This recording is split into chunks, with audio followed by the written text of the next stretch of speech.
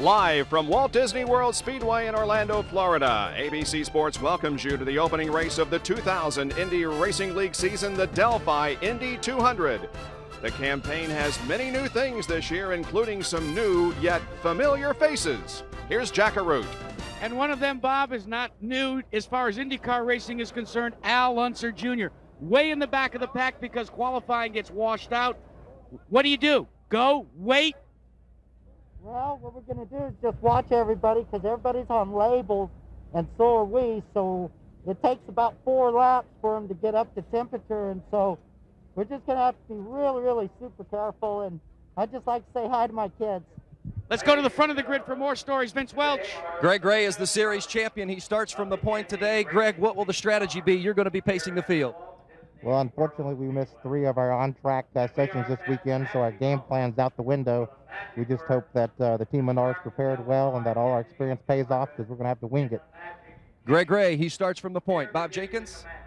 Well, the long wait is just about over. The winter has been long, but right now it's time to go racing. J.T. Battenberg. For the first time in the new millennium, gentlemen, start your engines.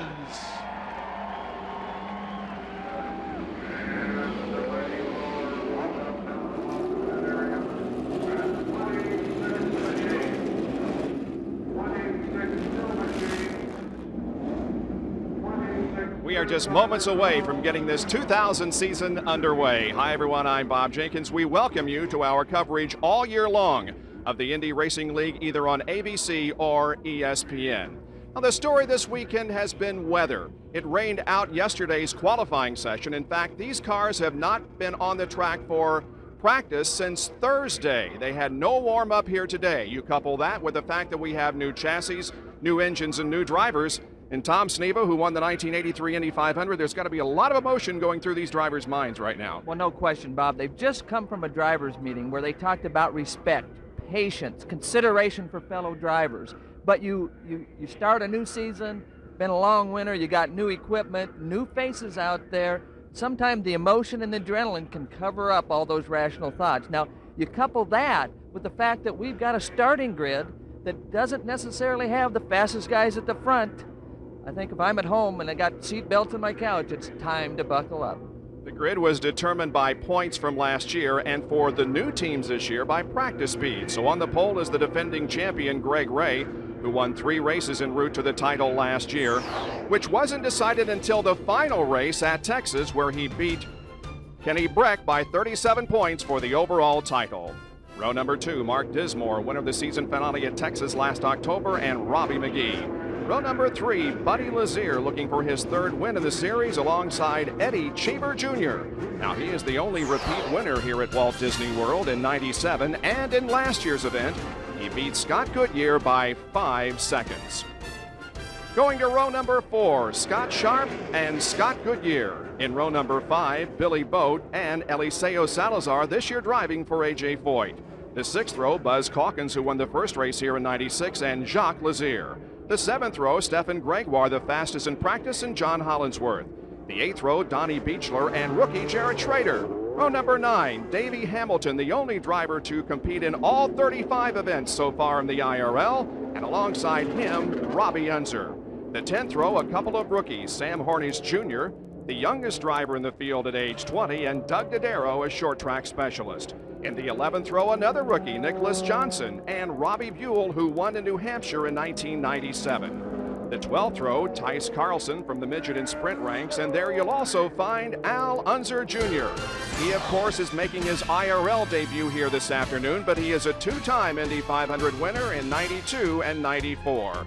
And in the last row, a couple of other rookies, Ayrton Dare and John Herb. That's the way they'll line up for this 200-mile contest, and Jack Arute will be keeping a close eye on some of those starting at the back of the field. And one of those, Bob, you should look at is Robbie Buell. Buell and company decided at the last minute to come racing this year. He actually got the car and the word on Christmas Eve. They've put this team back together, and they are going to come from the back. They were very quick in practice. Vince Welch. Stefan Gregoire has consistently been the quickest in these limited practice sessions, but in 32 Indy Racing League events, Gregoire has finished on the podium just once. His best start is a 6th, but this team believes it is ready to compete for a championship, and that begins today here in Orlando. This is a 1-mile racetrack, so they will go 200 laps around here. As we mentioned, the defending champion of this event is Eddie Cheever, and the purse for this afternoon is over $1 million. 26 cars now getting the tires warmed up, making sure all the temperatures are right in the cars before we turn them loose for high speeds. We will have 6 onboard cameras complementing today's coverage. And Tom Sneva, will they be able to take it easy those first few laps, or when you strap the helmet on, do you turn into a different person? Well, sometimes when you strap the helmet on, it's hard for the cosmic rays to get through, and you know, you don't think as well as you should, but it's adrenaline at the start of these races, and you just got to cope with it, and that's what these guys are paid to do. We have partly cloudy skies here this afternoon right now. They are predicting about a 30% chance of showers later this afternoon, but that should not come until well after we have completed this race. We woke up to bright sunshine this morning. It was very welcome after a total washout of qualifying yesterday. The field begins to bunch up now, and next time around they should be getting the green flag for the start of the Delphi Indy 200 here at Walt Disney World Speedway. The field beginning to form up nicely. Greg Ray, Jeff Ward up on the front row with Mark Dismore, who was the most recent winner in the Indy Racing League. He won the season finale last year at Texas, and alongside him is Robbie McGee, who takes over in the Treadway ride. Off of corner number 4 they come, anticipating the green, and they get it. The 2000 Indy Racing League season is underway.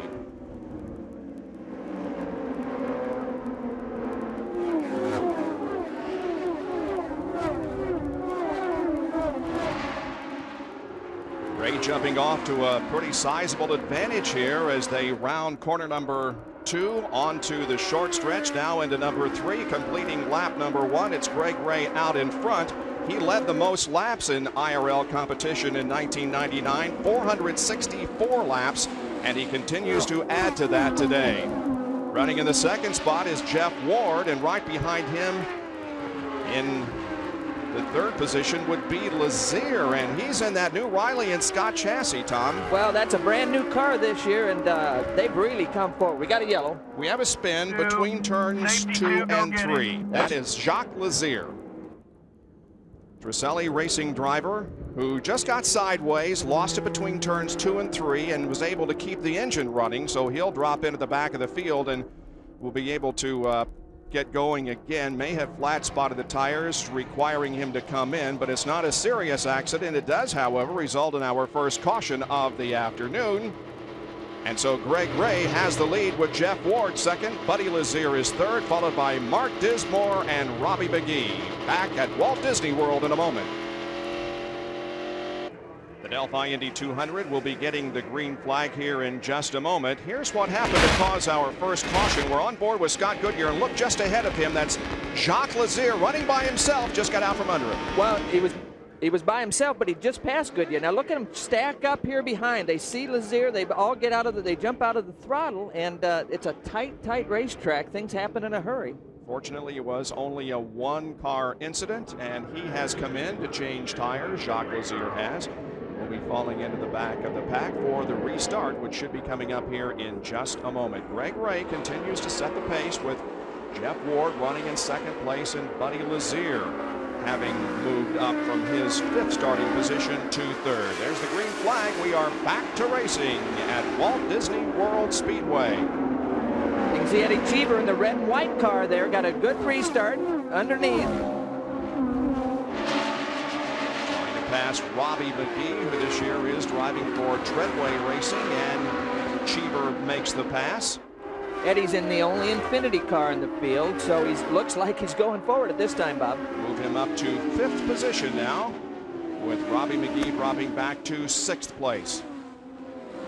Interval is almost a second now between Ray and Ward. Last lap was turned at 148.865 miles an hour by the leader of the race, Greg Ray. We continue to watch Eddie Cheever and Robbie McGee here, who are running in the 5th and 6th positions. There is Ward, Lazier, and Mark Dismore running 2nd, 3rd, and 4th as Greg Ray separates himself now to more than a 2nd and a 3rd over Jeff Ward, and Ray is about to come up to try to put a lap on Jacques Lazier. Well, Lazier had to make that pit stop to change the tires, and it's put him out of sequence and way behind.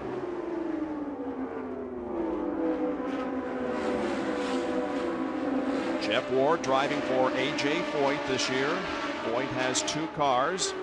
He announced Jeff Ward as his driver late last year after the season ended, but it wasn't until just recently that he added the 2nd driver, Eliseo Salazar, to the team. Well, the yellow car there is Greg Ray. He's obviously having trouble getting by Lazier. It's a very, oh, Robbie McGee is sideways, slides through the grass. He was trying to pass Eddie Cheever there, and a nice job of driving by McGee, who did not spin. He kept it going. He did throw up some dirt, it appeared, on the racetrack as he got into that area between the pit lane and the racetrack itself. The caution does not come out. It remains green, and all that resulted there was Robbie McGee losing several positions. But Bob, they are going to have to change the nose. Already the Energizer crew is going to work, knowing that the possibility is the front nose cone has been damaged.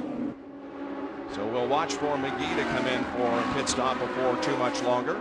That was Buzz Calkins, and the red car is just going forward, Bob.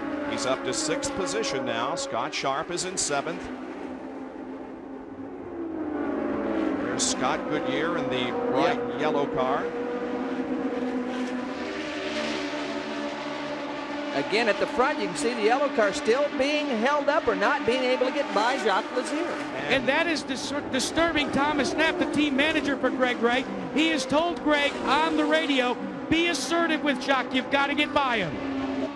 And now as he goes into the 2nd corner, he does indeed pass Jacques Lazier and puts him a lap down. Now as you continue to watch our rundown of the positions on your scoring chart there at the top left of the screen, you will notice some arrows. That indicates that a driver either moved up or down in the previous lap.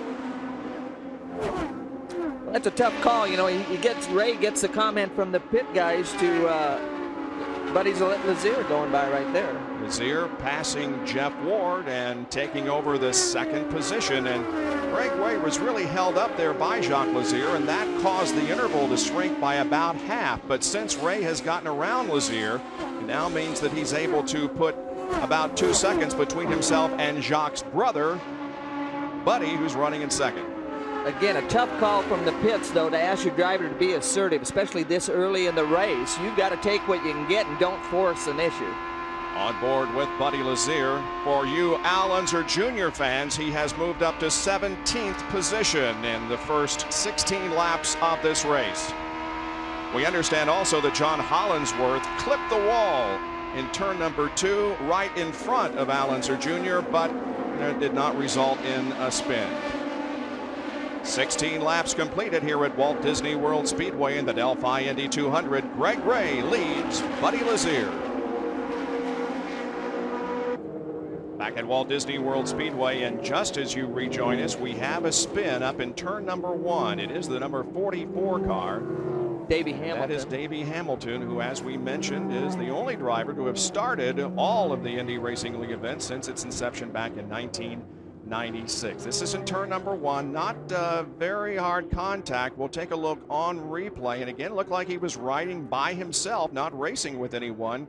Kind of backed it in the wall, though. Well, that's real early in the corner for the car to jump loose, so I'm not sure what happened there, but that was very, very early before the apex of the corner, and sort of an unusual place to spin. Let's get more from the pit area. Here's Vince Welch. I spoke with Davey Hamilton right before the race, and he was concerned about this event because he was in a race car that he had only 32 laps in. Davey said, I've never been in the car before this weekend. We get 32 laps. I've never worked with this crew before. He was concerned about coming out under those conditions and running the event today. It may have resulted in a very early out for Davey Hamilton, crashing in turn number 1. ABC's presentation of the Indy 200 at Walt Disney World will return after these messages and a word from our ABC stations.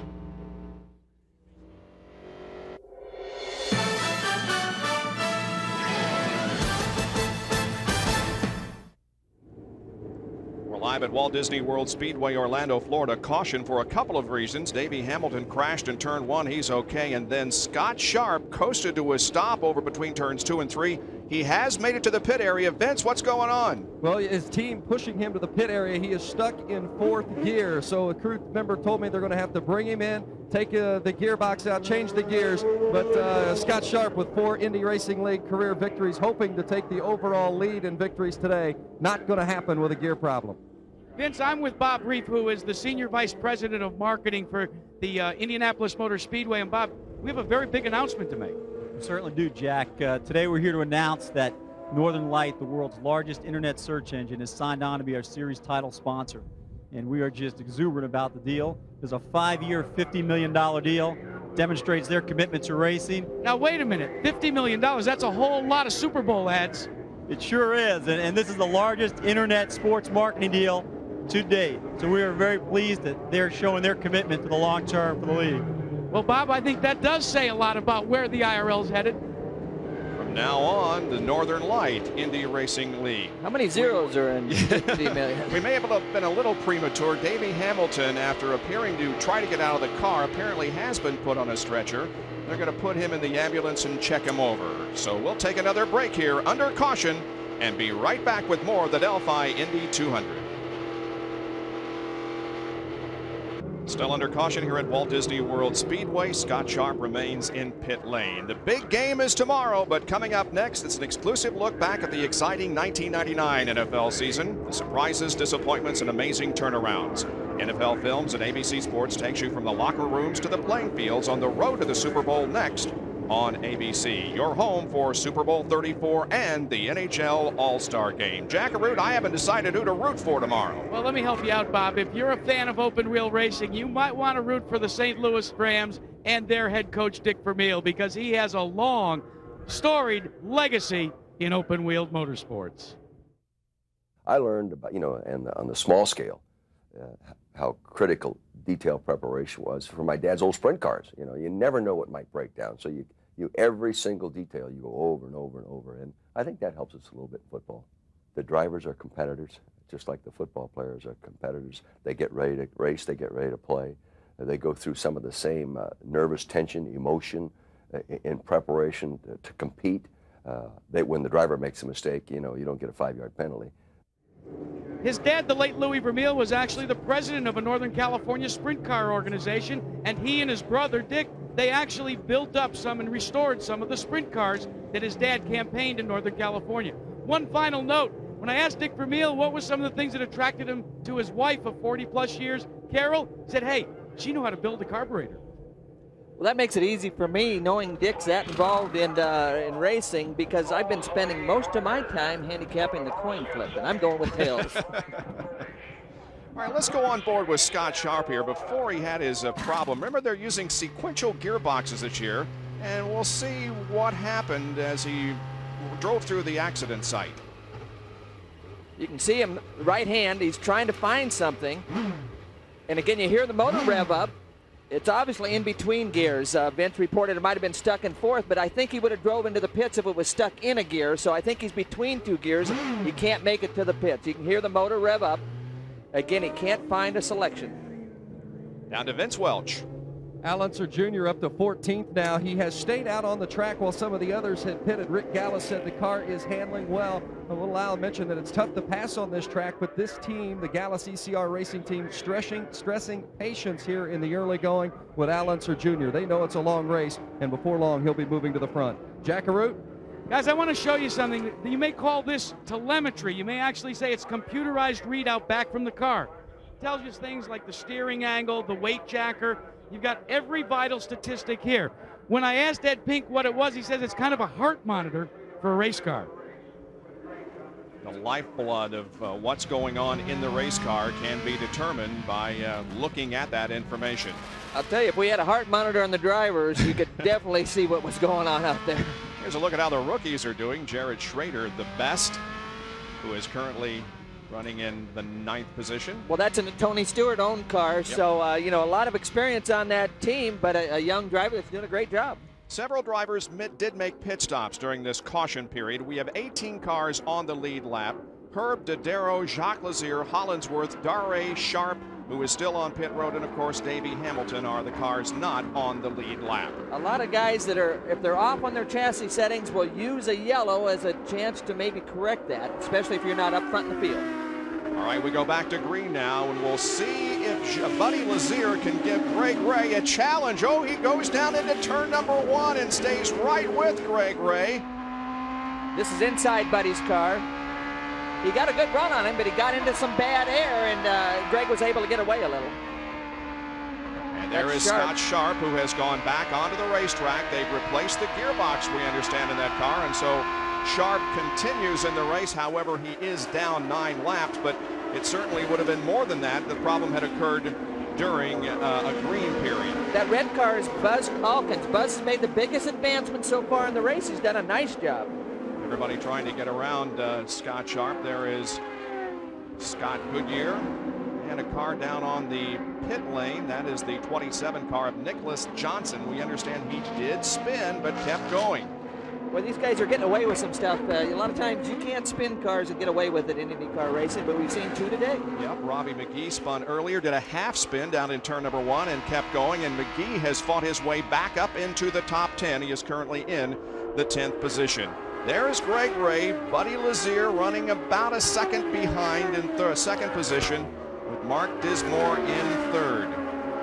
Well, on the restart, you see that Lazier got a good run on Greg Ray, but once they got strung out and got the cars up to speed, the smaller motors put a premium on these restarts and timing things. Tom, it looks as if maybe the restarts are a little more exciting because of the new gearbox as well. Instead of that H pattern, we've got that transverse gearbox.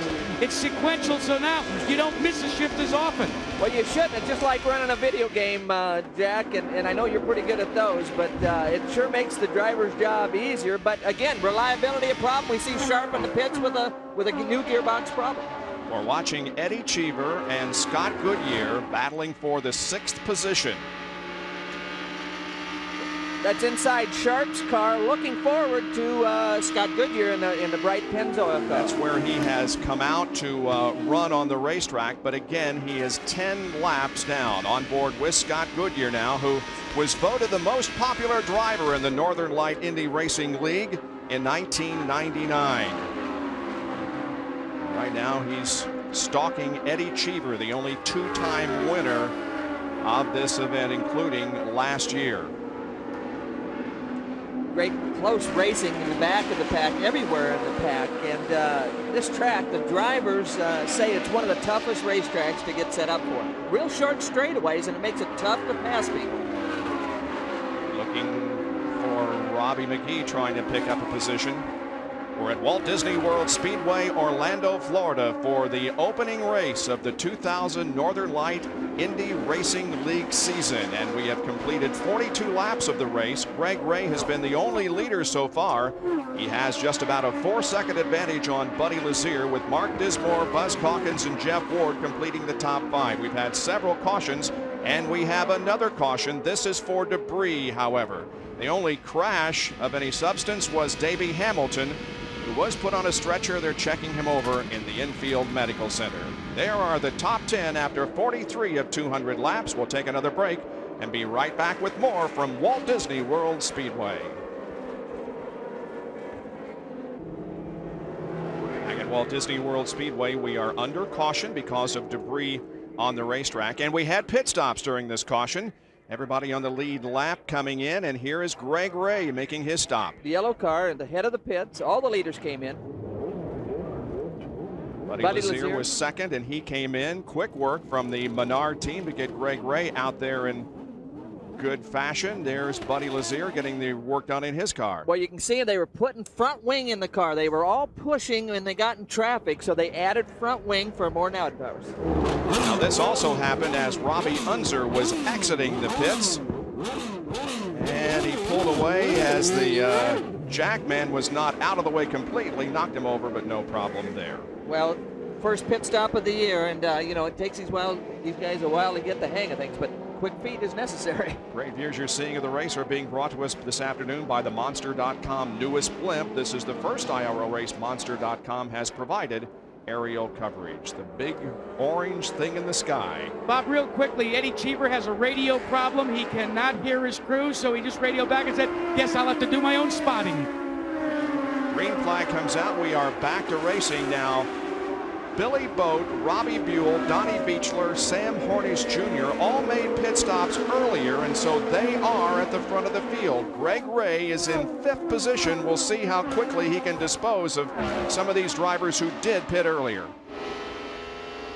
Again, I'm not sure all those guys pitted. Some of these guys might be trying a two-stop race, but some of them now, the leaders, are going to have to stop 3 times. Yeah, Billy Boat and Donnie Beechler have not pitted yet, but Robbie Buell and Sam Hornish Jr. have. We're on board with John Hollinsworth. John is 1 lap down, back in 19th position.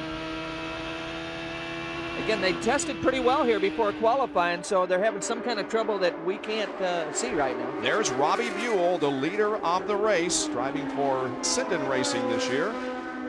And there is the pit stop summary. You see that Ray was the leader when he went in, but came out in 5th. Buddy Lazier dropped from 2nd to 7th. Dismore lost 3 positions. Calkin lost 5. And Jeff Ward fell from 5th to 11th. Well, we talked about it earlier.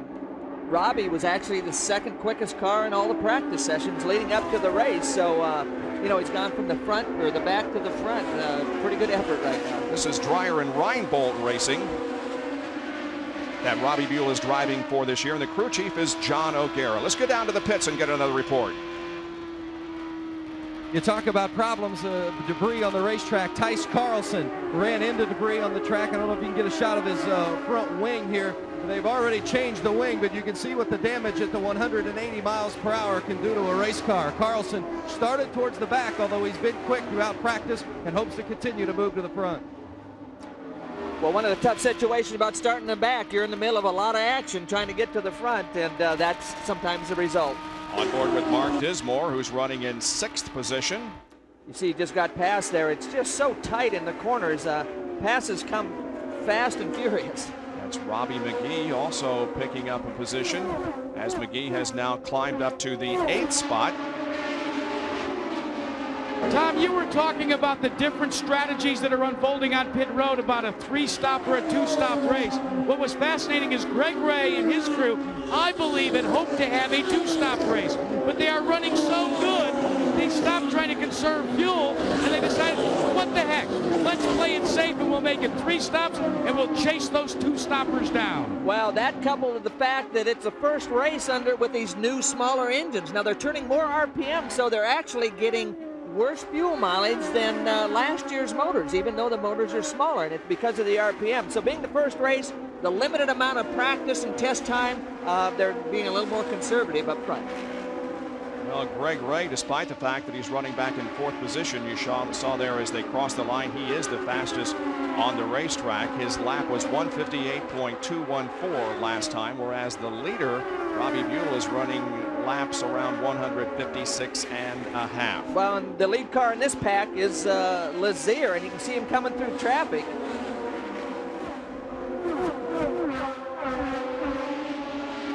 Here is McGee once again. They got that energized buddy charged up pretty well today.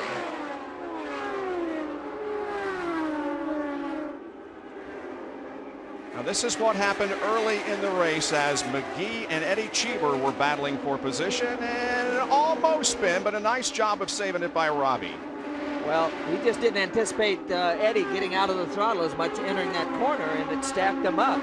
Robbie was real fortunate to get away with that one. McGee up to 6th position at the moment. He is running about 9, almost 10 seconds behind the leader of the race. And that continues to be Robbie Buell, with Donnie Beechler running in 2nd spot.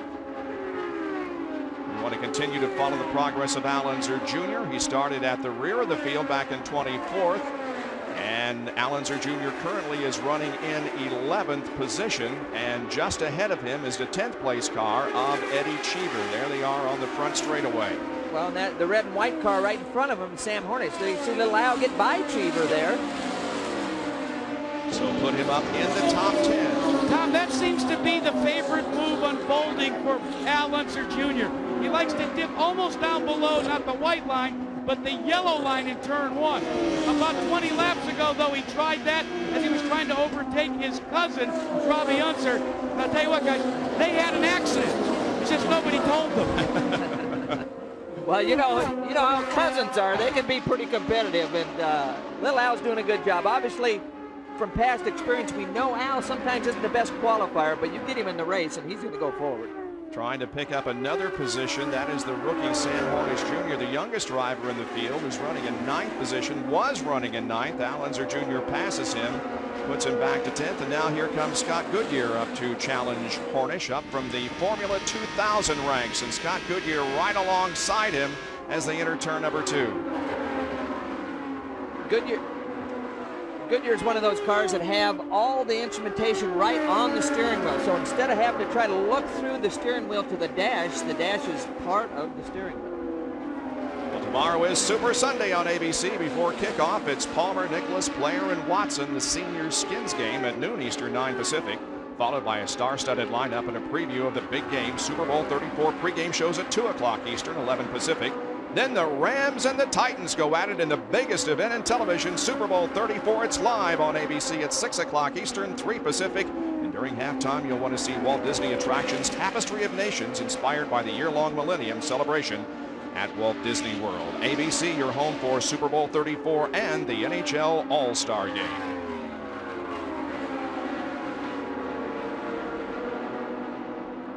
And we understand that, that's Al Unser Jr., who has slowed and pulled onto the pit lane. Problems for Al Unser Jr. here on lap number 66. Well, that's obviously a tough start. I mean, he was doing such a great job coming from the back. And we can see some smoke at times coming from the rear of that car. And so Al Unser Jr. here on the 66th. And we also have a problem with John Herb, who has apparently had some suspension problems, and he is off the racetrack. Well, the good news is it got all 4 wheels on it, so it wasn't any big contact that we could see. So once again, the caution flies over Walt Disney World Speedway. And Junior climbs out of his Gallus ECR Tickets.com racer. As we pick up from the Monster.com blimp, you can see John Herb there with the suspension problem. Real fortunate. He slowed down right in a real bad spot, right in the apex of that corner, and everybody did a great job trying to get around him. And we understand that Greg Ray had to go through the grass to avoid Herb there in turn number 4. Down to Vince. Al Unser Jr. has climbed out of the race car and conferred with owner Rick Gallus. Al, what happened? The engine let go, something in the bottom end of it let go. So. How was the car running up until that point? The car was really doing a good job. I had a little bit too much push to the thing, but the car was working well. We were able to get through traffic pretty well. When I get by myself, we were able to run pretty good. But you know, I just want to thank Tickets.com. They did, you know, and my sponsors, Prolong, Bosch, everybody, Firestone, the team's here. We got a good team. We got a good car. I know it's not the way you wanted it to end up, but what did you think of the racing competition out there? It's good. It's a lot of fun. I was having a great time, but you're always having a great time when you're passing people. So we were having fun. I think, you know, Greg, I saw him, and I think he was the one that we were gonna be racing with real soon. Al Unser Jr. not having fun anymore. He's done for the day. But he can't wait for the Indianapolis 500. Watch for him in May. ABC's presentation of the Delphi Indy 200 at Walt Disney World will return after this message and a word from our ABC stations.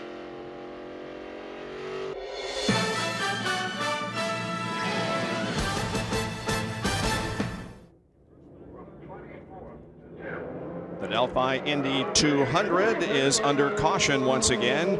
Robbie Buell is the leader of the race in his Dreyer and Reinboldts and Purex sponsored G-Force. It's interesting to see. We got a good mix of the chassis manufacturers there, Bob. Riley Scott making a big move towards the front from last year. Buell continues to lead, but Greg Ray will be on his heels when we go back to green, Jack. Well, let's see if I can replay the radio relay that was on Greg Ray to his crew chief when the yellow, just before the yellow came out. It was whoa, whoa, whoa, whoa, whoa, whoa, whoa, whoa. It seems like it was traffic in front of him. He got on the binders, but he had to dip to the grass to avoid it. It's kind of like when you're running about 60 miles an hour, you come along an entrance ramp, and a little old lady pulled right out in front of you. Let's check in with Vince Welch. Robbie Buell leading the race. Buell had a near miss up in turn 3, drove into the turn a little hard and got up high into the marbles, but he recovered just in time. John O'Gara, the chief mechanic for the team, said Buell very happy with the race car. They made a slight adjustment to the wing and a slight stagger change, but otherwise they're very pleased. Robbie Buell said before the race, I'm going to be patient, let the race come to me. I'll eventually get to the front. He's in the front. He is off sequence, though, pitted on lap number 26, and we have now completed 73 laps and under caution. This is inside Sharp's car. We can see what's happening in front. Somebody slowed down, and we think it's yeah, it's John Herb. John Herb.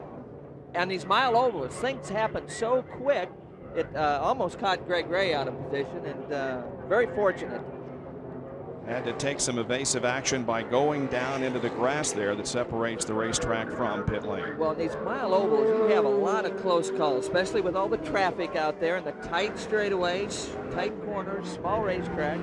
We have an excellent crowd on hand here at Walt Disney World Speedway today. I would say that it's almost sold out. It was a late arriving crowd because I think a lot of people were still concerned about the weather, but when they woke up this morning and saw the bright sunshine, they headed for the racetrack and have really turned out in numbers here this afternoon. One other driver we might mention having problems is Stefan Gregoire. He was the fastest in the practice, but he has been on pit road several times during this caution period and has dropped back to 15th position. Well, what's really interesting, most of these guys are fighting an understeer or a push situation, but they've been loose at the back of the car, which is unusual compared to everybody else. Laps down. Green flag is out.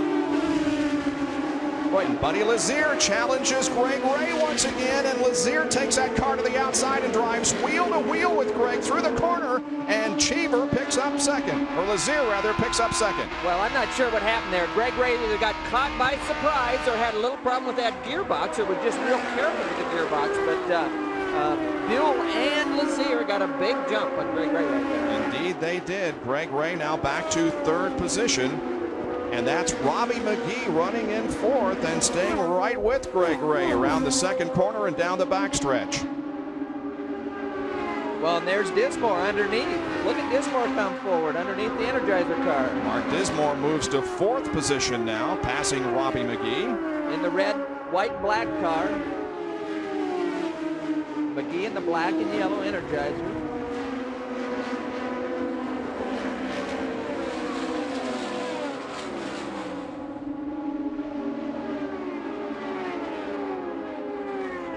Bit further back in the pack, there's Scott Goodyear once again, who continues to run with Eddie Cheever. Those two drivers have been running together for most of the afternoon. That's Buzz Calkins up ahead. Calkins is 6th, Goodyear 7th, and Cheever is in 8th position. Well, Buzz had done a great job early in the race, and again maintaining his own out there. So Calkins, who didn't have that great a season last year, they're opening the season with a lot more strength. Well, when we talked to him earlier in the weekend, he did express a great deal of confidence. They apparently have added some new people to the team and think they are more prepared for this year than they ever have been again or before in the Indy Racing League. Tom, one of the situations that happens with these new 3.5-liter engine configurations is if you get out of the throttle, it's almost like restrictor plate racing in NASCAR. The car, it takes a little bit longer to get it up to full song again. That was the case with Greg Ray. Backed out of the throttle a little bit when he was dicing back and forth, and by the time he got that giant spring wound up again, he lost a couple of spots. Well, not only are the motors just a little smaller and a little less horsepower, but the power band, RPM-wise, is a lot smaller. So it's real critical that you're on top of things when you're trying to come up through those gears. Stefan Gregoire is still on pit road. Vince Welch, what's the problem there?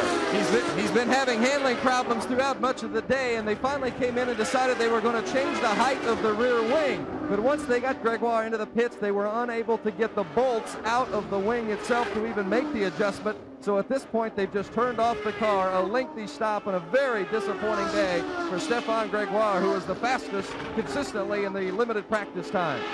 Well, again, they're trying to put rear downforce on that car, and everybody else is fighting the opposite problem. Everybody else is looking for front downforce, so a bit unusual. They might have a shock or something else going bad that's causing that handling problem in that car. Gregoire driving for Dick Simon Racing, again in the year 2000. Scott Goodyear running in the 7th position. Eddie Cheever right behind him. Buzz Calkins just ahead of him. Again, the yellow car is Goodyear. It's an easy one to pick out, Bob. Jacques Lazier is running ahead of Buzz Calkins, but Lazier is not on the same lap as the leader. He's being shown in 15th position. There are 14 cars that are on the lead lap at the moment. And again, for those of you just joining us, Al Unser Jr. in his debut with the Indy Racing League is out of the race. He'll be probably listed in 24th finishing position of the 26th. The engine just let go, he said. Well, and that engine problem is one of the reasons that Foyt has stayed with the 90-degree crank. We heard him talk about something in the lower end. One of the problems with the 180-degree crank, Bob, is the fact that it causes a little more vibration. And Foyt, for one, was worried about reliability, and it showed up with Al's car. And yet, Tom, he was beginning to wonder whether A.J. Foyt should change engines yesterday. He said, should I, shouldn't I? Then actually he said, what the heck? I've got a gambling casino for a sponsor. Let's just roll the dice. Well, the battle for the lead now really heats up as we are on board with Buddy Lazier, and he is right on the rear wing of Greg Ray as they head down the back stretch. Well, actually, that's Robbie Buell right in front of him. I'm sorry, Buell the leader. Again, you can see what traffic does, though. It's just so difficult that the Buell was able to get by, but Lazier had to wait a little bit to try to get a run on this traffic situation. And that allows Buell to stretch out the advantage a little bit once again. It's up to 0.8 of a second.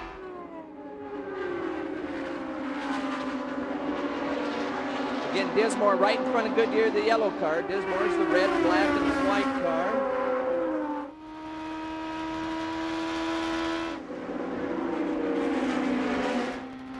This is looking back from Dismore into Ray. Greg looked to the inside there going into the corner, but could not find the room to pass, and so Ray remains back in 4th spot. Well, it's a battle for position, Bob, so you're not going to give it up very easy.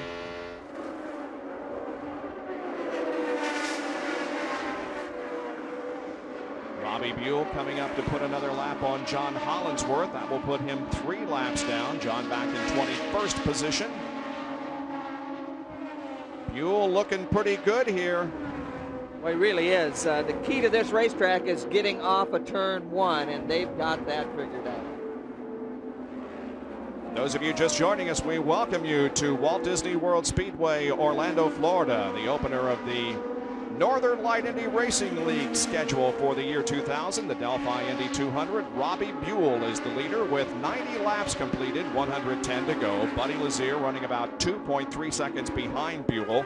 Dismore is 3rd, Ray 4th, and Robbie McGee running in 5th position. Al Unser Jr. in his IRL debut here this afternoon has dropped out with engine problems and will finish somewhere around 24th position.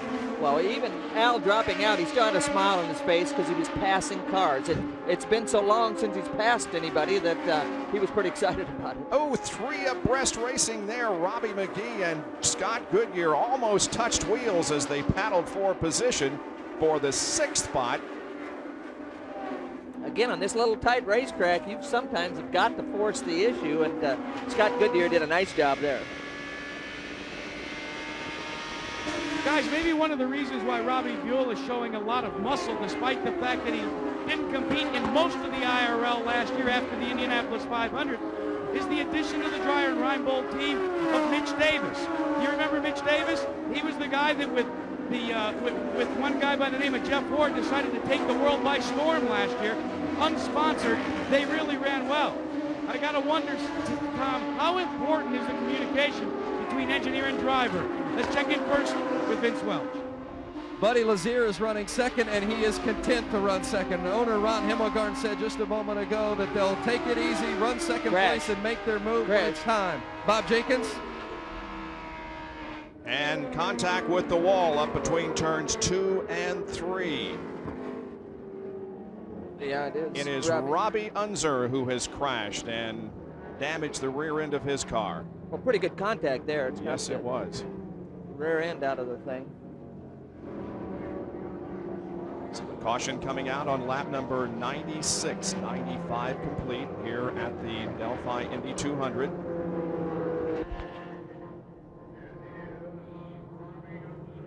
There was a lot of traffic behind Robbie Unser after he came to a stop on the racetrack, and several drivers did a good job of avoiding that car, which was coming to a stop in, as you can see, the middle of the racetrack. Well, again, we've got the new swim system to try to keep the wheels and tires close to the race car in those kinds of accidents, and it obviously has done its job again.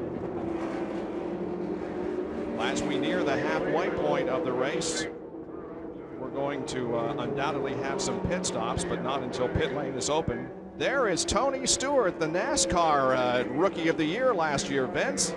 Well, and Tony Stewart is the part owner of this team that Robbie Unser was driving for. What happened on the track with Robbie? He said the car just jumped out from underneath him. He just called in about 2 laps earlier and said he was tied in and loose off. So evidently we didn't get the car snugged up enough on that first stop for him. This was quite a challenge for this team. You're trying to engineer the car basically for the first time. Now Robbie in a difficult situation, hopping into the car with few laps. Yeah, that's probably the hardest thing, was just putting him in a car that he hasn't driven this weekend, and he didn't get a chance to come test here. But you know, he's done a pretty good job getting reacclimated in such a short amount of time, and just wish I could have been a better engineer for him this weekend. Glad to see you at the racetrack. Tony Stewart. You heard Tony talk about the car was tight in and loose off. Tight in, it was pushing. He couldn't turn it getting in, but on the exit to the corner, the back end wanted to jump out, and that's exactly what happened. Well, the pits are open now, so we're going to see a lot of pit stops. And really, this is a break for Robbie Buell because he can now get back in sequence. Well, no question. He pitted early, but this will get him back on the sequence. So, I'm ready to fit in. Pit lane. Nice and easy. Vince Welch has an update quickly on Davey Hamilton. Davey Hamilton has been transported to Sand Lake Hospital via ambulance simply for cautionary examinations. He is awake and alert. Good news. Jack Arute. And Vince, the leader is on pit road. Robbie Buell, what they're going to do is go up 1-2 turns on the right front wing. They have also changed the stagger just a little bit, going up what we call 1 point. And now they've reset the fuel. They've got to wait for some heavy race traffic as they're at the end of pit road. Robbie Buell's on his way. well, you can see there's 2 things you do to the chassis. You can add front wing and you can add stagger. Make the right rear bigger than the left rear, and that'll help the car turn or eliminate some of that understeer situation. Well, he was beaten out of the pits by Mark Dismore. There is Mark, who completed his work very quickly. We'll be back with more live coverage of the Delphi Indy 200 in just a moment. Welcome back to the Delphi Indy 200 at Walt Disney World Speedway, Orlando, Florida. We're at the halfway point. Donnie Beechler is the leader under caution. He's off pit sequence. Let's go to Vince Welch. Scott Goodyear came into this race with high hopes, currently running 9th after entering the last pit stop 7th. They're trying to fix some handling problems. Of course, it's a big race weekend, but it's a big football weekend as well, with the Super Bowl taking place at the Georgia Dome. This race team knows all about football because it's co-owned by San Diego Chargers quarterback Jim Harbaugh. Yesterday, Harbaugh and driver Scott Goodyear were talking strategy. Jimmy, I remember last year's race, the fuel mileage was really important. You've got to keep me honest on fuel mileage today. Okay, we'll handle that tomorrow, Scott. But maybe just as important, Titans versus the Rams, tomorrow's big game. How are the Titans going to account for Marshall Faulk coming out of the backfield? Number 28? I don't know. I take that 28 player rather, and tell him to go trade paint and bump. Now, when Oz Hakeem and Isaac Bruce clear out of the middle, that's going to leave Marshall Faulk with a 4-way go underneath. Absolutely. After his pit stop, he can just drop it on the ground, light the tires up, and go right through that defense, and off he goes, right down the end zone. Sounds like a winner. I mean, he's going to do it. Jim Harbaugh, how's the race going for Scott Goodyear and your team? It's going okay. We didn't have a chance to practice this morning, or yesterday we got rained out, but all in all, I think we're doing okay. We're hanging in there, not making any mistakes. Prediction on the Super Bowl tomorrow? I mean, there's no teams I don't like, so I'll be rooting for both of them, but a little special feeling for Marshall Faulk and Paul Justin playing with the Rams. That's Jim Harbaugh, part owner of this team, San Diego Chargers quarterback. Let's go to Jack Arute. Well, Vince, you know, there's been a lot of talk in the offseason about some of the championship auto racing teams that may compete in the Indianapolis 500. Derek Walker, you compete in the kart series, but now you're going to go IRL racing, not just for Indy as well. Well, we're going to do both, Jack. We've got a new program. We're going to start at Phoenix, and we're looking forward to it. And your driver is none other than, well, you're not 19 anymore, right, Sarah Fisher? I'm still 19. I'll be 19 until October, so still teenager. Under 21, is she legal to drive in IndyCar competition? Well, she's legal, all right. Which question is, how fast are you going to go? And we're going to find out real soon. What's the sponsorship package for, Sarah? Well, we got Cummins back again as our primary sponsor, and we got Mead Carbona's Paper come on board, who've been with Sarah before.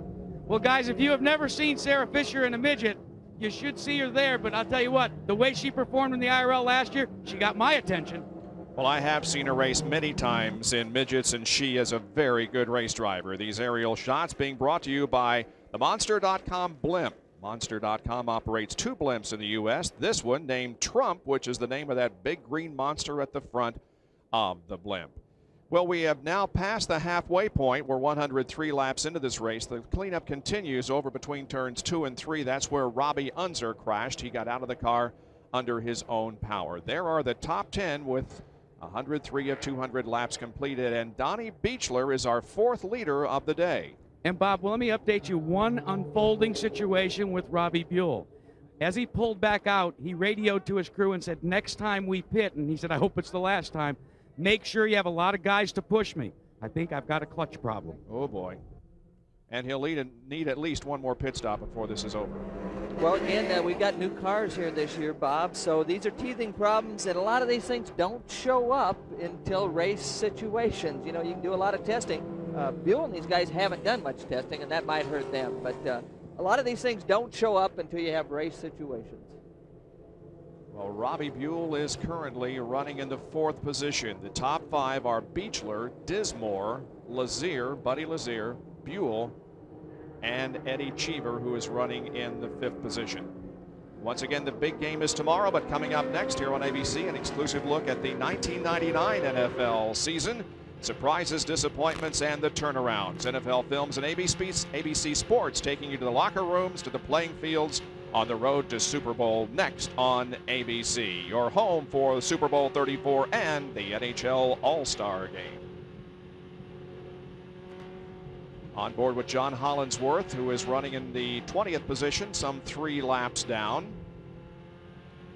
Vince has an update on Buddy Lazier, who's running 3rd. Buddy Lazier is running well, and he's very happy with the car, but not happy with the condition of the racetrack. Says there are a lot of marbles on the track that's making the racing very difficult. Says track position will mean everything down the stretch. On board with Lazier here as he gets set to take the green flag and resume competition. You can hear him going through the gears, trying to get the right selection to have the most torque that he can have for this restart at the speed they're going. Green flag.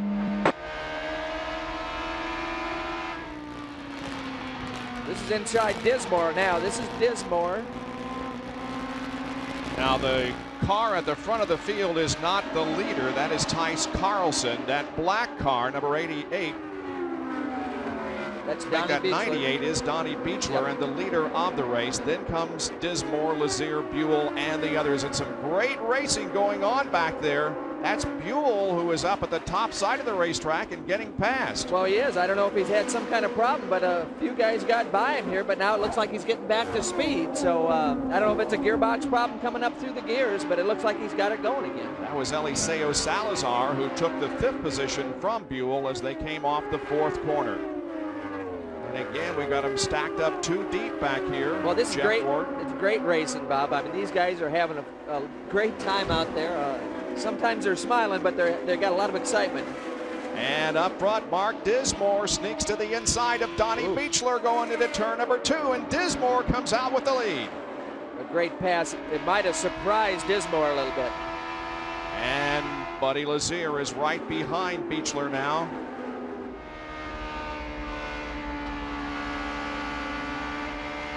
And he goes to 2nd. Well, he does. Beechler has a little understeer on the exit, so he can't get after the throttle and enable the Buddy to get a big run. Vince has more on Mark Dismore, who's now shown as the leader. Well, Dismore's strategy is playing out perfectly. He said before the race he just wanted to let it sort out and go for a clean finish, get the good season off to a good start. They ran full tanks on Thursday, concentrating on the race setup, and that's paying off so far. Accident right out in front. It's the 33 car, Jacques Lazier. For the second time this afternoon, Jacques Lazier brings out the caution. The car is stopped right under the starter stand. Well, you can see some debris here hanging at the back of the car. It doesn't look like he hit the wall that hard, but that's a real fast corner. And again, that's just the attenuator obviously had some damage, but it obviously did some of its job. That's the sixth caution of the afternoon that's waving over Walt Disney World Speedway. There's the damage on Jacques Lazier's car. He's still sitting in the cockpit. 111 laps have been completed. And we have 13, make that 12 cars that are currently on the lead lap. It didn't look like that much damage to Lazier's car, but it got in backwards in a fast part of the racetrack. So the safety things they've done to these cars, that attenuator at the back of the car obviously absorbed some great energy right there. Riding along with Jeff Ward here, who's back in 9th position in the A.J. Foyt entered car. So under caution once again. We'll take another break and be back with more of our live coverage of the Delphi Indy 200 on ABC Sports. Sixth caution of the day at Walt Disney World Speedway for Jacques Lazier. His car coming to a stop right under the starter stand. He has been placed on a backboard and put in the ambulance, but he gave the crowd a big wave when he was put in there, indicating that hopefully everything is going to be okay. Well, Robbie McGee has been in for an unscheduled pit stop. Vince, what's going on? Early in the race, Robbie McGee touched with Eddie Cheever. This was the damage on the front of the wing. You can see right here the taking out part of the front wing. Eventually, the damage worked its way back. This part of the front wing was rubbing the tire of the front left, and you can see the result on the tire. It was leaving a groove, so they brought McGee in, changed the tire, removed the nose, sent McGee back out since they're under yellow. He came back in with no nose on the car. They put the nose on, and boom, back out as Robbie McGee lost no time out on the track, did not lose a lap. Well, he drops back to 12th position, the last car on the lead lap. We'll be back with more of our coverage of the Delphi Indy 200 at Walt Disney World after these messages and a word from our ABC stations.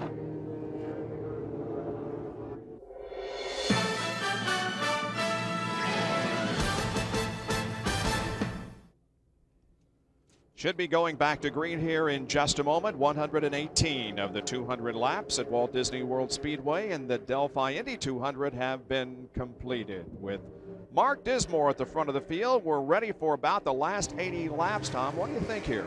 Well, it's going to be interesting. Some of these guys are trying the fuel mileage strategy. Dismore, for one, is going to have to stop again, but there's a couple guys towards the back that maybe can go the distance. So the question is going to be, are we going to have another yellow before this thing's over? And if not, it's going to put a premium on the pit crews. Now to you, Jackaroo. We're talking here with Chris Economack, a longtime guy at ABC Sports, and I wanted to tell you that one thing that happened was that Mark Dismore pitted about 20 laps ago. Now, I asked Tom Kelly, does that mean that he is going to have to pit again? And he said, we'd like not to, but he said, we can't go the rest of the distance. So I asked him, when are they going to pit? He said, quite frankly, we need a late yellow to make our strategy work. Let's check in with Vince Welch.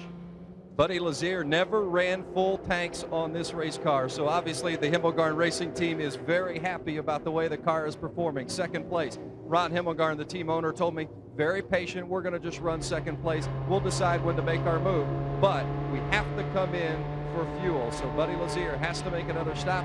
The Riley and Scott chassis has been very good so far. Jackaroo? Vince, the problem with Donnie Beechler's car could be that they're having problems with the left front sticking on the car.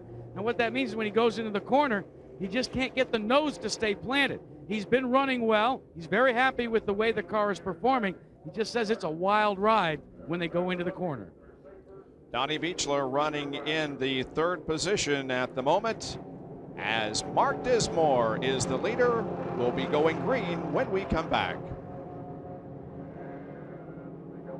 The #1 tourist destination, Walt Disney World, and there is one of the new rides in Tomorrowland, the Indy Speedway. and it even has a simulated yard of bricks. You too can become an Indy Speedway driver here at Walt Disney World. All right, we're set to go back to racing in the Delphi Indy 200. This is really the only e-ticket ride here at Disney World, though, Bob. Dismore, Lazier, Beechler, and Cheever take the green, and here we go. Oh, and look at Cheever pick up third position from Beechler. Again, Eddie, he's been around this place a few times. Winner last year here, and obviously right there at the end of this one. That's right. Don't count him out by any means. There is Eliseo Salazar going to fourth position. The blue and red car, one of Foyt's car, is doing a nice job up to fourth spot. He had a problem early in the event, but since getting on track, he's been doing a fine job. There is second and third as they pursue Mark Dismore, Buddy Lazier, and Eddie Cheever. Mark Dismore has now led in 5 consecutive IRL races. He led the final 4 races last year and scored his first career win in the season closer at Texas. Well, let's find out how Robbie Unser is after that crash. Well, he's okay, and I just may have asked him the most stupid question any pit announcer can ask a driver. I said, what happened? He said, if I knew what happened, I wouldn't be here. But Robbie, tell me a little bit about the ride. You know, it was kind of a weird day. We didn't get much time, which, you know, is kind of nobody's fault. But the car ended up just jumping out on me. I think if you guys go back and look at the tape, it could be that I just screwed up, or it could be that the car actually broke. I don't know. What about the future for Robbie Unser? Is it with TriStar Racing, or are you still trying to put your deal together? Well, I tell you, I really liked running with Larry and Tony and TriStar, and I think if we could get some support and some sponsors to keep going, we would be. Petromali helped us out this, you know, race, and I'm really happy about it. We're going to have their support, but really, we need a good sponsor. Guys? It's interesting. Robbie said the car just jumped out, and you heard Tony Stewart earlier say the car was tied in, loose off.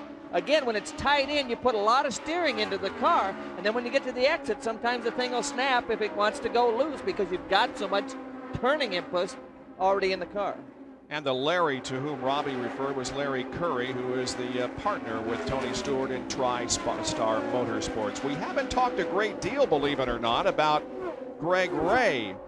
He did lead 46 laps of this race, and here he is now in a battle for 6th position with Beechler, and he takes 6th spot. But Greg has not really been a factor here in the last several laps, but again, let's not count him out with 70 to go. Well, he's obviously going forward right now, and he's a smart guy. He knows that the race is 200 laps long, and I think he'll be there towards the end. And how about this Eliseo Salazar in the car on the right of your screen? He is sneaking up on Eddie Cheever here for the 3rd position. Meanwhile, Scott Sharp has slowed and come into the pits once again. Scott with gearbox problems earlier. They fixed it. It took him about 9 or so laps to And Bob, get it the problem is on the right front wing. The upper wing panel has broken off. And they're going to make a nose exchange because there's no way that it can run that way. It's literally like having a door flapping on the right side of the car. These wings are interchangeable, and they're going to put it on and send it back out.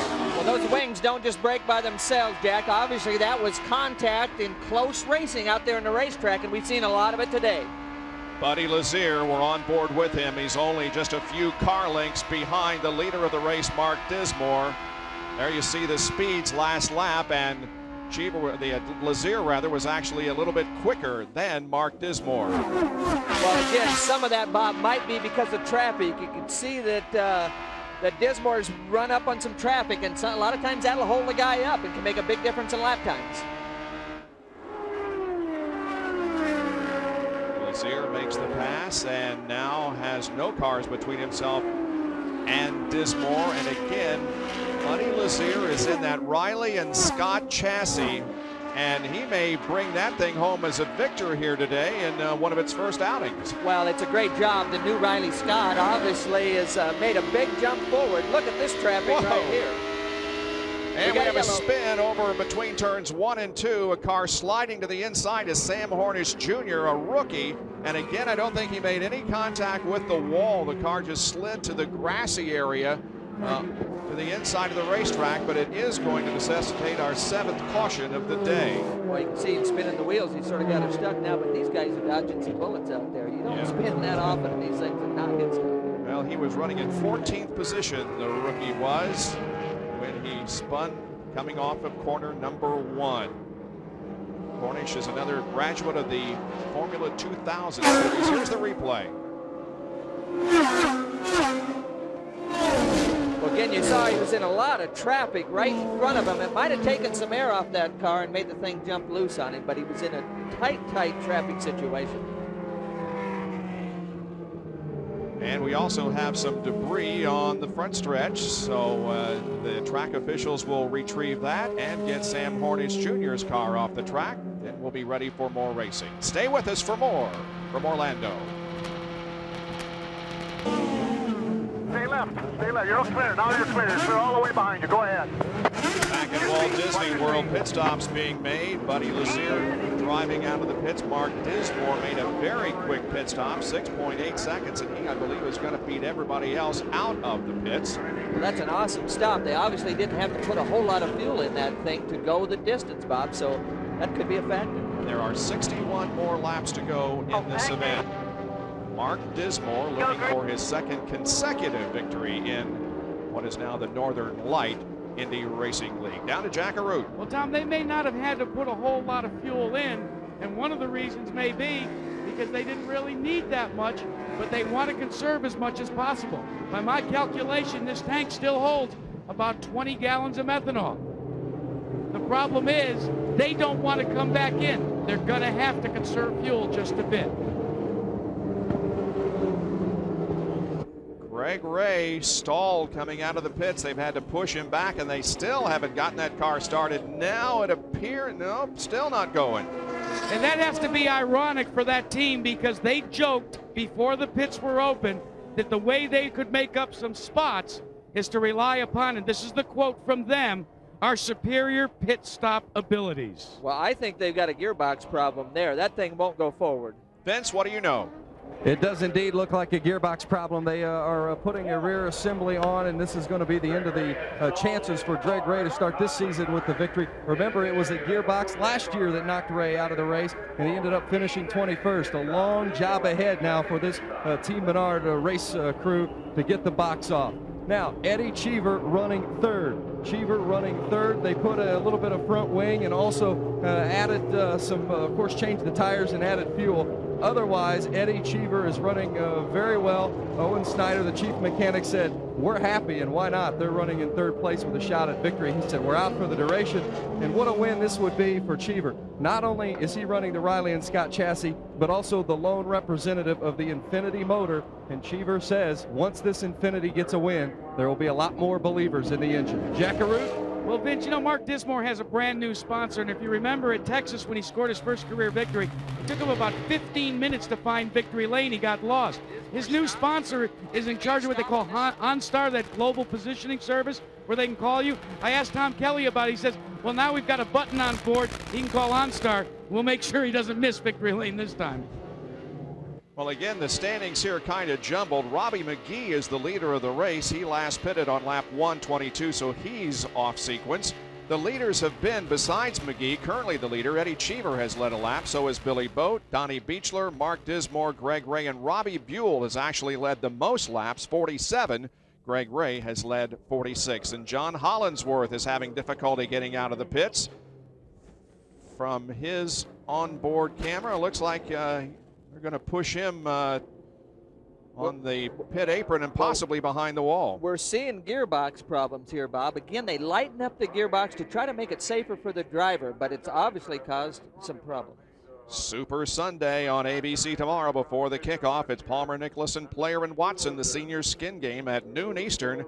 Then a star-studded lineup and a preview of the big game, Super Bowl 34, the pregame show at 2 Eastern, 11 Pacific, and then the Rams and the Titans in the biggest event in television, Super Bowl 34. It's live on ABC at 6 o'clock Eastern tomorrow, 3 o'clock Pacific. ABC Sports is online at ESPN.com. Arten Dare is the best rookie right now. At least that is the rookie furthest to the front, 13th position. Jared Schrader is 14th, Nicholas Johnson 15th. So three of them running there right nose to tail. Well, they've done a nice job staying out of trouble, Bob. This is a tight racetrack, a tough little place to get around, and they're doing a super job.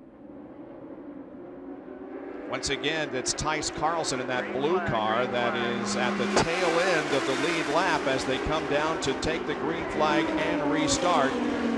Robbie McGee is several cars back. Here's Mark Dismore, who is in second position.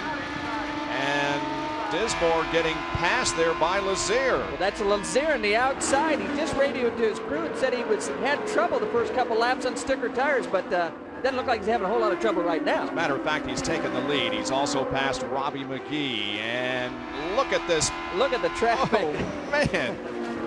2 and 3 wide down the straightaway. Look at the smoke. We got smoke. We got a car smoking badly here. Maybe that was tire smoke, was it? I don't know. He wasn't that far out of the groove, but I don't think he'd be spinning them that hard in that position. But well, someone's slowing down, and it's Mark Dismore. It's Dismore slowing down after a great race. And then listen to this, it's a gearbox. Another gearbox has gone awry, guys. You heard him on the radio, a gearbox problem. Stay down low.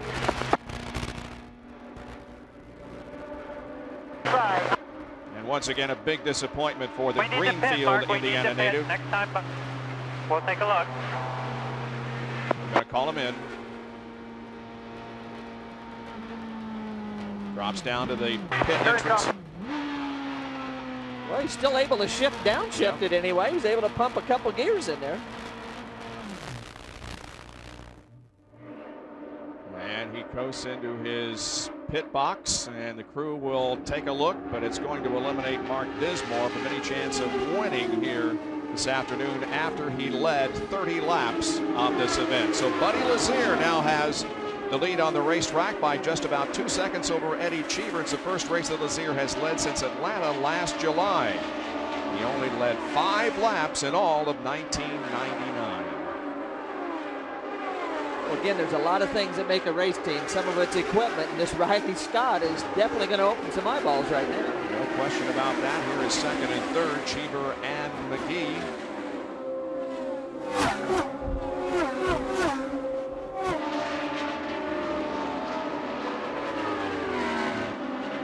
And that's Cheever in the red, white, and blue car, and the Energizer Bunny right behind looking black. Robbie McGee, of course, was the Rookie of the Year at the Indianapolis 500 last year. Here is Robbie Buell in 4th position. Now he just went to the inside of Scott Sharp, but remember that Scott Sharp is 13 laps down, running back in 19th position. Scott Goodyear, with whom we are on board right now, is in 5th position, about 4 seconds behind the leader, Lazier.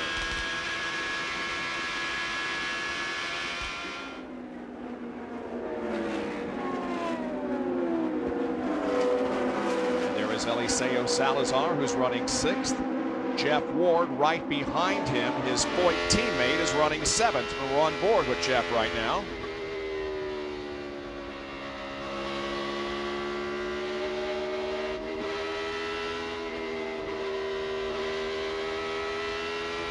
You can hear him have to get out of the throttle for traffic, and that really kills your momentum. It's Ayrton Dare just ahead of Jeff Ward. Donnie Beechler, who was leading this race, has dropped back to 8th position. Buzz Calkins running 9th. And Billy Bode is the last car on the lead lap in 10th position with now less than 50 laps to go. Again, Beechler's dropped back a little bit, but he's trying to go the way on without stopping, yep. So it might work out. We'll have to wait and see.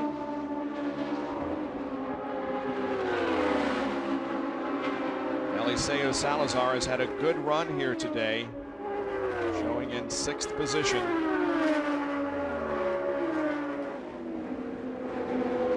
That's Salazar on the inside there in the blue and red car. Jack, what's the story on Mark Dismore? You know, on the back of the gearboxes, Tom and Bob, where they had that little cooler? Well, that's exactly what became dislodged and ran all the gear oil out of the new transverse gearbox. They have reattached the small cooler. They have added all new gear oil. They're about to refire Mark Dismore. They'll have to watch the pressers, but they think they're going to be able to send him back out on the racetrack. Jack, where'd that oil go? Did it go to the racetrack, or is it? I'm afraid I didn't see a lot more of it come out on pit road, so it must be out there somewhere. Hopefully disperse someplace where it doesn't become a factor in the groove. Well, we would have seen some results of that by now. I'm sure we would have, yeah. Do you remember when we heard the report of about a lot of smoke? I begin to wonder if maybe that's where a lot of it went. We thought it might have been tire smoke. Maybe it was gear oil smoke. Well, again, here is Scott Goodyear running 5th. Up ahead of him is Robbie McGee, and up ahead of him is Robbie Buell, who's running 3rd. You can see the 33 on Scott's wheel. That indicates the amount of fuel that would be left in the car. When he sees that on that wheel, he's got to be looking for the pits in a short amount of time. The tanks hold 35 gallons, Bob, so they're giving themselves a little bit of a cushion being the first race on these new cars.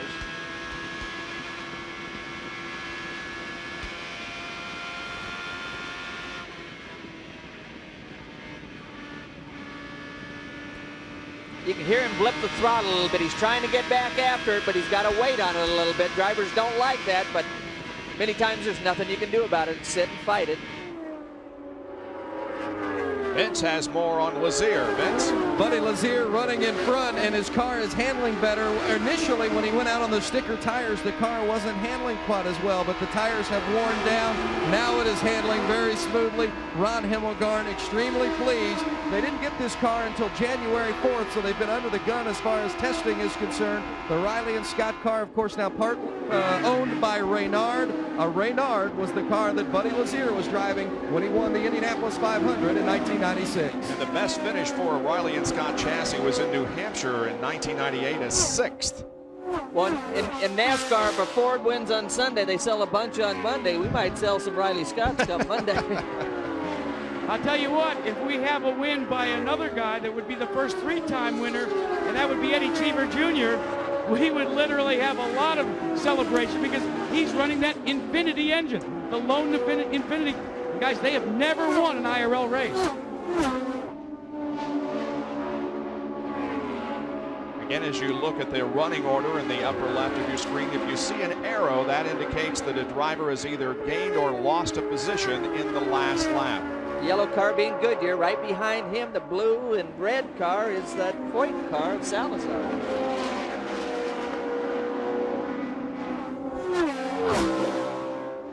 There's a good indication of how different the 90-degree crank sounds. When we heard Eliseo go by that speed shot there, you can hear that it's a much lower and throatier sound than those running the 180-degree crankshaft. Well, it really is. The 180 sounds like it's going faster, but the results are we got a Foyt car running towards the front, and it's still running. 37 laps to go with Buddy Lazier, who last won at Charlotte in July of 1997, showing the way with about a 3 1/3 second advantage over Eddie Cheever. 10 cars on the lead lap.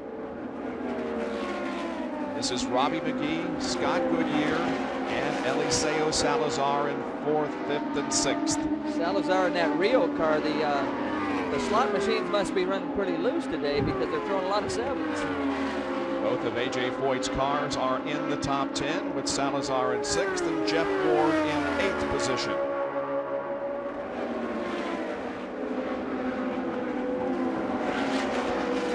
You know, usually, guys, this is a time where if you're the pursuer, your spotter can help you and tell you, hey, pick it up, go faster. Don't forget, Eddie Cheever doesn't have a spotter. His radio isn't working properly. He's spotting for himself. Sometimes that could be better, Jack, because a lot of times the driver's out there in the ragged edge in every corner, and when you get your chief mechanic or your spotter saying, could you give me a little bit more, sometimes that's not what the driver wants to hear out there. ABC Sports welcoming you to our first Northern Light Indy Racing League coverage of the year, the Delphi Indy 200 at Walt Disney World Speedway. Buddy Lazier is leading over Eddie Cheever by about 2 seconds with 167 of the 200 laps completed. We have had several cautions and a couple of wall incidents. Jacques Lazier and Davey Hamilton have been transferred to local hospitals as precautionary measures. Neither is believed to be injured seriously, but we'll wait for further reports on them before giving any official information out. Robbie Unser also had an incident with the wall. He's okay. And Al Unser Jr. in his debut in the Northern Light Indy Racing League is going to be shown in 25th position next to the last. He was out earlier with an engine problem. We're watching 4th, 5th, and 6th, McGee, Goodyear, and Salazar. And here is Stefan Gregoire. And this has been a very disappointing day for Stefan. Fastest in the practice, the little that we had on Thursday. There was none yesterday, and there was no qualifying either, of course, but he came into this race with great hopes. He has another problem and is coming in. Right now, he's shown in 16th position, some 10 laps down. See how tall the side pods look on those new G-forces. Again, from a safety standpoint, trying to improve the safety and protect the driver a little bit more. But somewhere in the wind tunnel, they found that it wasn't bad aerodynamically either. There's Eddie Cheever in the red, white, and blue car. Eddie, the only Infinity. And we understand that Robbie McGee got way loose, and he's loose there coming off the corner. He really is. They've got something going down, a tire or something, because that car did a serious wiggle, and he got away with it. And he is back to 6th position as both Goodyear and Salazar have been able to pass him. They get a little smoother that time, but anytime the car wiggles that much, usually the next couple corners, the driver tries to let the heartbeat get down, and he doesn't quite press her to the floor as hard. And here's a replay way up out of the groove, and we see Salazar and Goodyear getting by him. Well, you can see it wiggle 2 or 3 times once it got out there, but now, a lot of times you pick up the marbles now when you get up that high, so going down in the next corner, he probably still has some of that effect.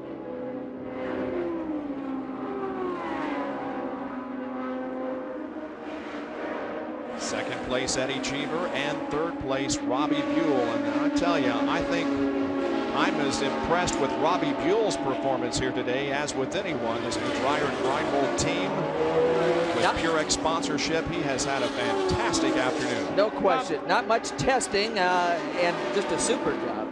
Bob, let me update you quickly on the pit condition of Eddie Cheever Jr. You won't see him back on pit road before the end of this race. They say they're going to roll the dice and go the distance. Okay, well, we'll see how many think they can go the distance. Vince has an update on Stefan Gregoire, who's still in the pits. It's been one problem after another for the Dick Simon Racing team. An electrical problem for Stefan Gregoire this time. Earlier it was handling and a rear wing problem. As for Robbie McGee, you saw him do a little shimmy and shake. He got up high trying to avoid traffic We down got a low. crash on the track. Crash between turns 2 and 3 once again. Actually, just to spin, the guy's driving her back in. And so is there a caution? There is not a caution. Yes, there is. Yes, now it comes out. And Cheever just took the lead. Well, Cheever was definitely catching Lazier right before the yellow came out. But he let him back around since we were under caution. This is going to provide a pretty good shootout at the end of this one, Bob. 24 laps to go. Top 3 guys right there all together.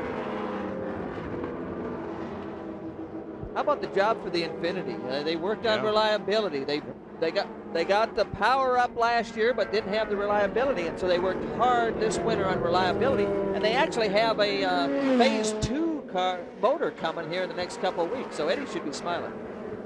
And it was Doug Dodaro who spun, causing this caution. We'll take a break and be back with more in a moment to Walt Disney World Speedway.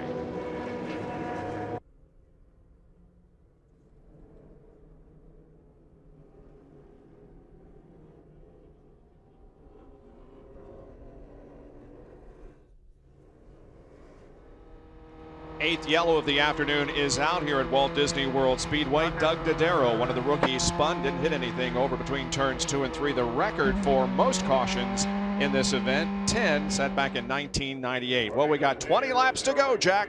And that is the one thing that Ronnie Dawes, the crew chief for Buddy Lazier, keeps reminding Buddy of.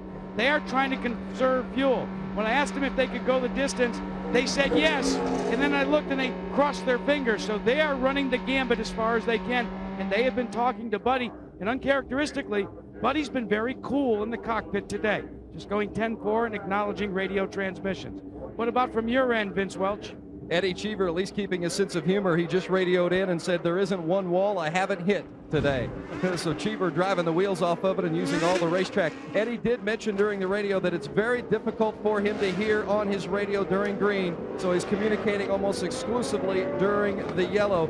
And I must tell you that the Nissan engineers down in the pit box of Eddie Cheever, they're trying not to smile, but it's creeping out to the edges of their lips as we speak. If you play the numbers, here are some interesting statistics. Buddy Lazier has won 2 races in his IRL career, Indianapolis in '96, Charlotte in '98. Each time he started in 5th position. Where did he start today? 5th. Is that your final answer? Keep an eye on Cheever, trying to become a 3-time winner in 5 outings here at Walt Disney World. They're punching up for the restart. This should be good. Lazier, Cheever, and Buell, and here we go.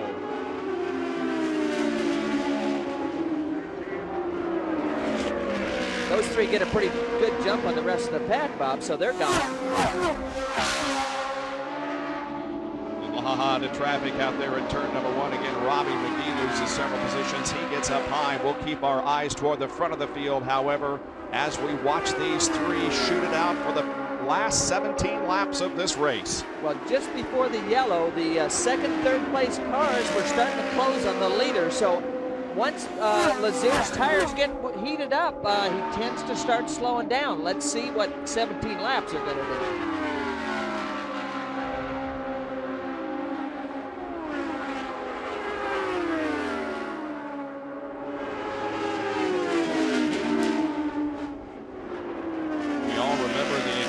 Month of May that Robbie Buell, running there in 3rd, had, as he just barely got into last year's Indianapolis 500 field after numerous problems, but gave the car a great ride. The big game is tomorrow.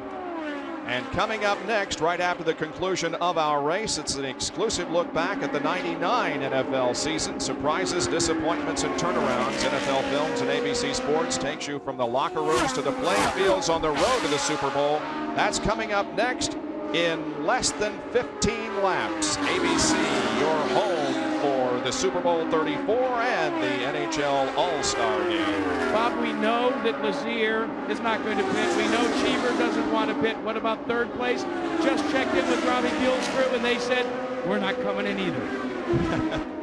Well, there's an interesting bit of information there, as Scott Goodyear had the fastest lap, but he is not running in a great deal of traffic, as are the 3 ahead of him. Well, I don't think traffic's been a problem slowing these guys down right now. They're hoofing it pretty good. So the question is, does Scott have enough time to close the gap?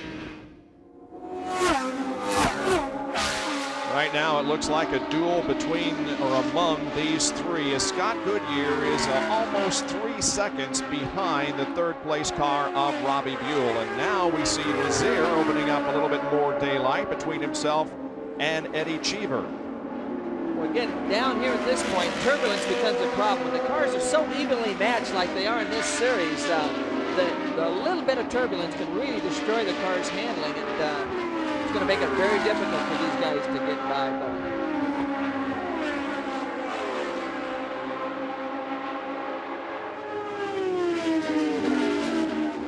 Well, we're on the road to Indy, of course. There are 3 events before the Indianapolis 500 on Memorial Day weekend, at Phoenix, Arizona, then at Las Vegas, and then the Indy 500. So the teams are learning a lot about what they will be facing at Indianapolis, and it's obvious that some teams are learning that perhaps they made the right decision to, for instance, go to the Riley and Scott chassis, and maybe for Eddie Cheever, that decision to go to Infinity last year is going to pay off big time for him. Well, we might see a few more of each of those combinations before we get to Indianapolis, Bob.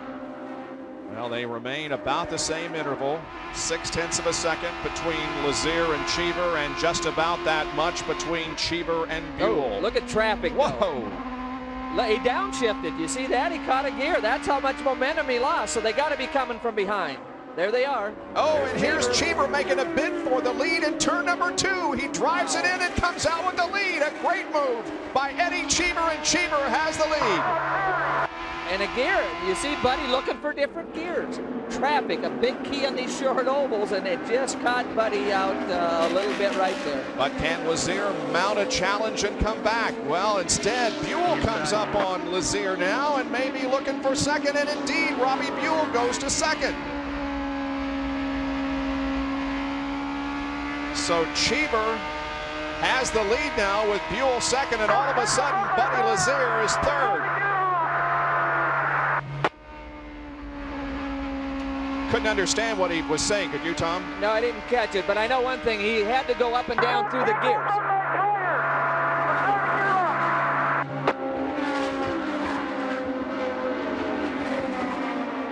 We heard him say something about tires, but it was really...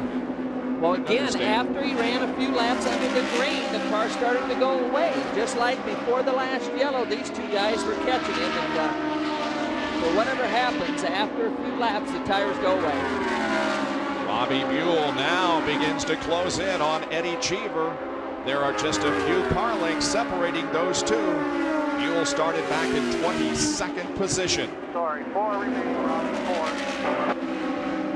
Well, again, Robbie earlier was complaining about understeer or push. As he gets up behind Eddie, it's going to make the car even push worse. Real quickly, guys, let me update you what happened to Lazier. Lazier went offline. You know the marbles, the tire wear? He got up offline, got in there, collected it up on the tires. It made them go out of balance, and he really had a wild ride there for a while. Well, he was probably forced up there by Cheever when he made the pass there in turn 2, you think? Well, it was either Cheever or when he caught up to the slower traffic, and the slower traffic really surprised him. Caught him off a little bit, and it looks like it's going to cost him the race. Coming up on 3 laps to go, and Robbie Buell still is very much a factor in this race. Well, and it looks like they're going to catch traffic before the 3 or 4 laps are up, so this could get real interesting.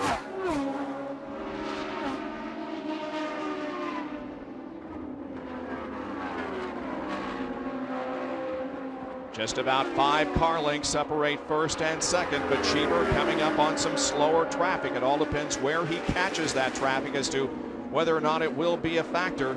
Well, he's on the outside here, so that's not going to slow him out much, but he's in the green. Oh, Buell gets him!